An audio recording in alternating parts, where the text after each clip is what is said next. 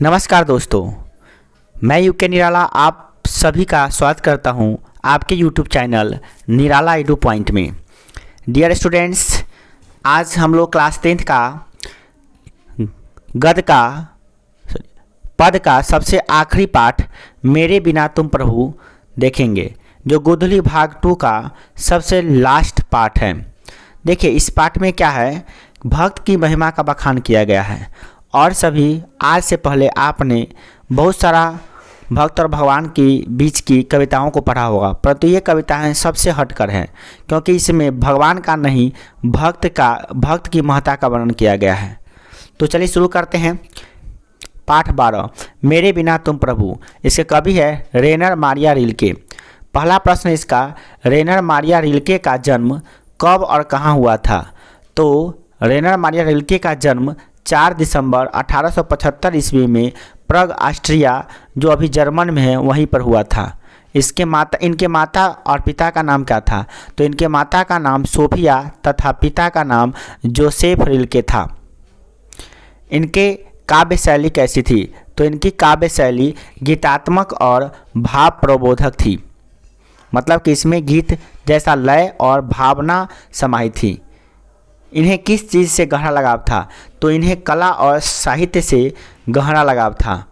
Question number 5, ये कविता के अतिरिक्त और क्या लिखा करते थे?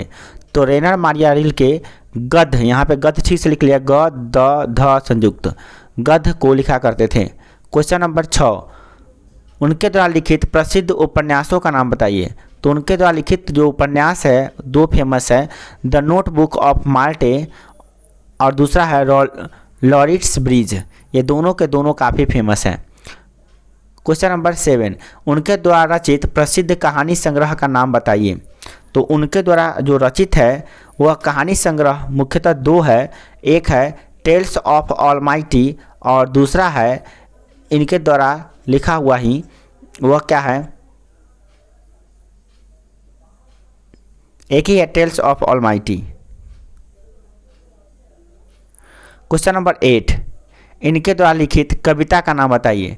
तो इनके द्वारा लिखी गई कविता है लाइफ एंड सॉन्ग्स और दूसरा है लॉर्जेंस सेक्रीफाइस एडवांटेज। तो इस प्रकार से हम लोग देखें, इनके द्वारा लिखी गई कविता है। ये यहाँ के नहीं थे, इसीलिए इनके जो लिखी गई कविता और कहानी है सब अंग्रेजी नाम है। यह कविता कहाँ से ली गई है? तो यह कविता विश्व कविता की भाषांतरित संकलन देशांतर से ली गई है। तो देशांतर को टिक लगाइएगा ऑप्शन में। क्वेश्चन नंबर 11, भगवान की सत्ता किस पर निर्भर है? तो भगवान की सत्ता भक्तों पर निर्भर है। क्वेश्चन नंबर 12, रेनर मारिया रिल्के का निधन कब हुआ था? तो 29 दिसंबर 1926 ईस्वी को। पाठ का जो प्रश्न है, सबसे पहला प्रश्न है, कवि अपने आप को जल, पात्र और मदिरा क्यों कहते हैं? कवि भगवान और भक्त को एक दूसरे का पूरक मानते हैं। जिस प्रकार जल पात्र के बिना मदिरा का कोई अस्तित्व नहीं, मदिरा मतलब शराब।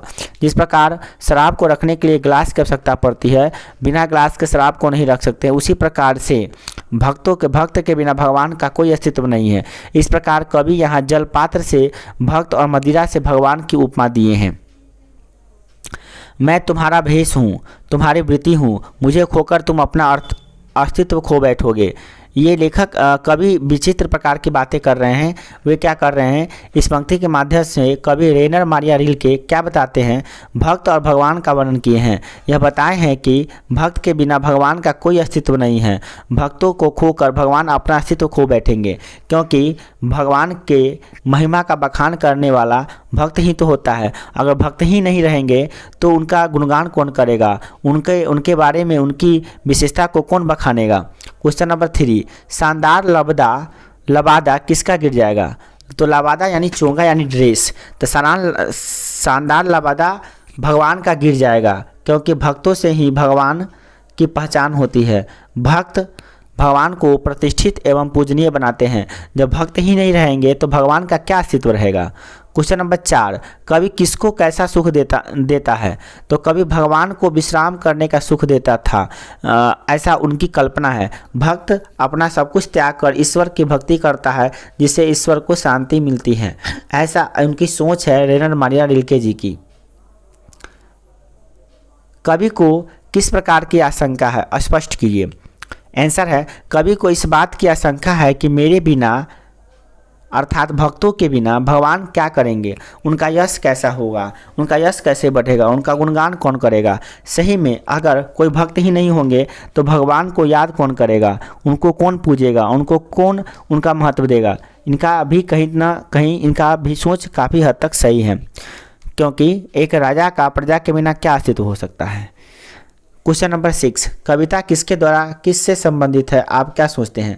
तो कविता भक्त के द्वारा भगवान को संबोधित किया गया है, संबंधित नहीं है, संबोधित होना चाहिए क्वेश्चन में, संबोधित किया गया है। भक्तों के अस्तित्व से ही भगवान का अस्तित्व है, भक्तों के बिना भगवान का गौरव का बखान कौन करेगा, भगवान के यश का प्रतिष्ठा का प्रचार प्रसार कौन करेगा। भक्त ही तो है जो भगवान के गौरव की बखान करता है, भगवान को महान बनाता है और उसे पूजनीय एवं शक्तिशाली सर्वशक्तिशाली सिद्ध करता है।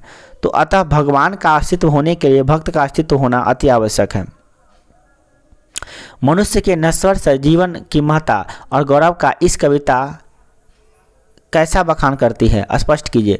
मनुष्य नश्वर होते हुए भी ईश्वर के गौरव की प्रतिष्ठा करता है। मनुष्य ईश्वर की भक्ति में अपना सब कुछ त्याग देता है तथा उन्हें गौरवान्वित करता है। भगवान की सत्ता भक्त पर ही आश्रित होती है। भक्त उनकी महिमा का गुणगान एवं प्रचार प्रसार करता है। इस प्रकार उन्हें एक साधारण से महान कृति प्रदान करता है।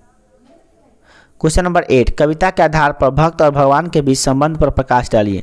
आंसर, भक्त और भगवान एक दूसरे के पूरक है। भक्तों की सत्ता पर ही भगवान की सत्ता निर्भर होती है और भगवान और भक्त अलग अलग नहीं हो सकते हैं। भगवान भक्तों के हृदय में वास करते हैं। जब भक्त ही नहीं रहेंगे तो भगवान बेघर हो जाएंगे, उनको घर नहीं मिलेगा। इस प्रकार दोनों में भक्त और भगवान दोनों में अटूट संबंध है। जैसे रहीम जी भी कहते हैं, हे प्रभु जी तुम चंदन हम पानी, जाकी अंगक बास समानी, कि प्रभु जी तुम चंदन हो तो मैं पानी हूँ। जैसे चंदन के बिना पानी मिल जाता है तो अंग जो है ना, अंग पर लगाने से उसका जो है शुद्ध होता है, उसी प्रकार से भगवान और भक्त के बीच प्रेम और सहानुभूति का संबंध होता है जो अटूट होता है। इस प्रकार इस पाठ में कवि रेनर मारिया रिल्के ने बहुत ही अति उत्तम तरीके से भक्त और भगवान के संबंध का एक सोच दृष्टिकोण हमें दिया है। अतः इनका सोच बिल्कुल अलग है, परंतु कहीं ना कहीं इसमें सच्चाई छुपी हुई है। तो आज भर के लिए इतना ही। जय हिंद, जय भारत।